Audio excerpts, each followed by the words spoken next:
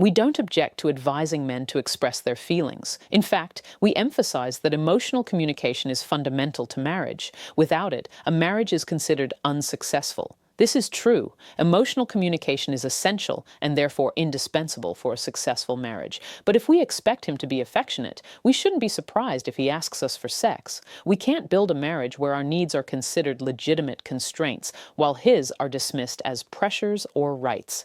Hello. I'm a therapist and relationship coach. I help couples build vibrant and fulfilling relationships. If you're new to the channel, welcome.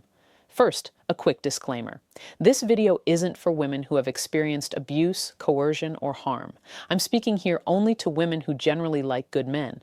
So if we're going to ask good men to be affectionate, we need to ask ourselves why and how we should behave in intimate relationships. First, we must accept that a successful marriage requires more than just emotional commitment. It also requires sexual commitment. When we commit to marrying one man, we implicitly agree to offer sexual commitment to our partner. In any case, this is a general commitment. Furthermore, sex in a marriage is just as important as trust, communication, and emotional connection.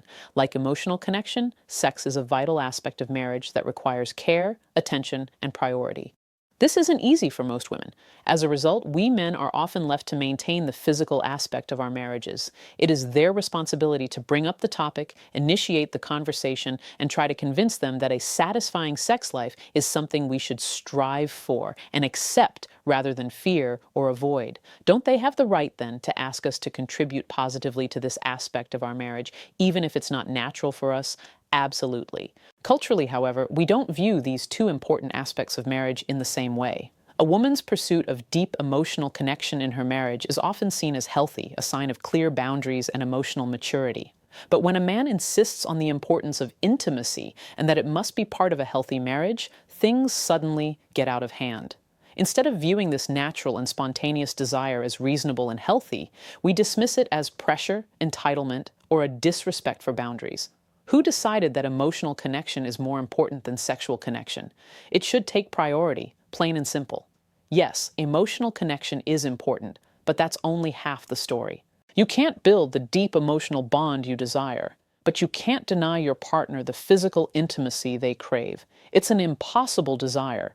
We've been raised to believe that sex comes naturally once a certain level of emotional connection is reached, but that's not the case. These forces, masculine and feminine, work together. They complement each other, creating something greater than the sum of their parts. Yet, I often hear women say, "I agree to abstain from sex," as if their husbands would humbly accept this. But imagine if they said, "I agree to abstain from any deep discussions." We laugh and shake our heads in disapproval. Why did a woman marry? Because we all know that refusing emotional intimacy for months or years is cruel, illogical, and borders on abandonment. Yet somehow, long-term sexual desire is seen as a boundary we men must respect without complaint. And if they dare to discuss it or express their frustration, they are often accused of coercion and making rational dialogue impossible.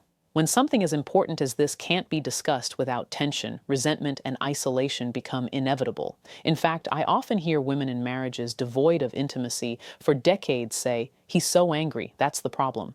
Okay, but wait a minute. If my husband ignored my emotional needs for days, even months, I would eventually get very angry too.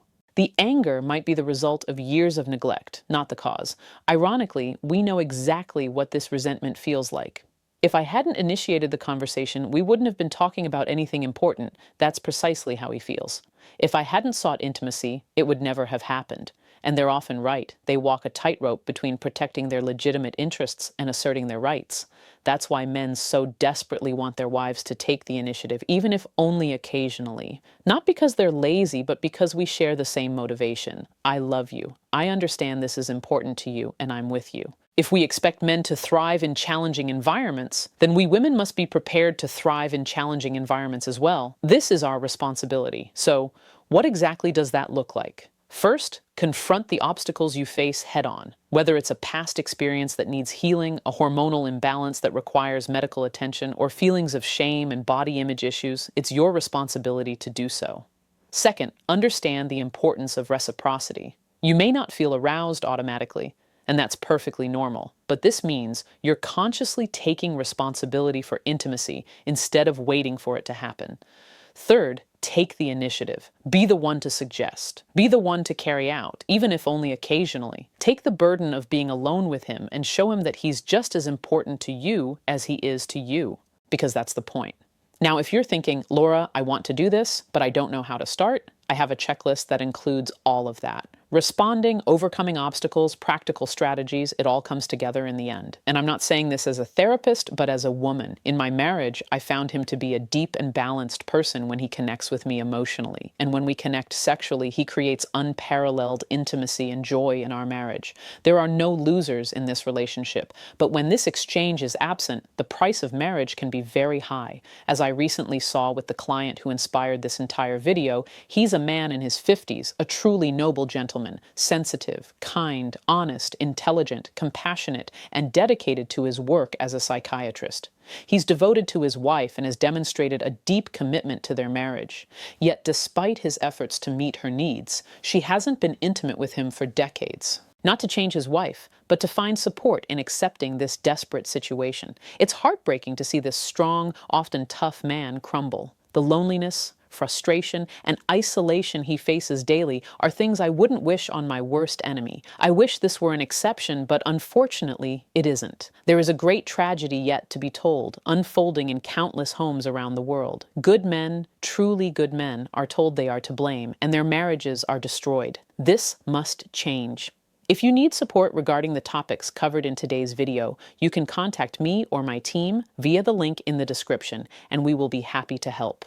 If you enjoyed this video, please subscribe. I upload new videos every week. If you enjoyed this topic, you might also enjoy this playlist, which covers all the topics I've mentioned. Thanks for watching. See you next week. Until then, be honest with yourself and others.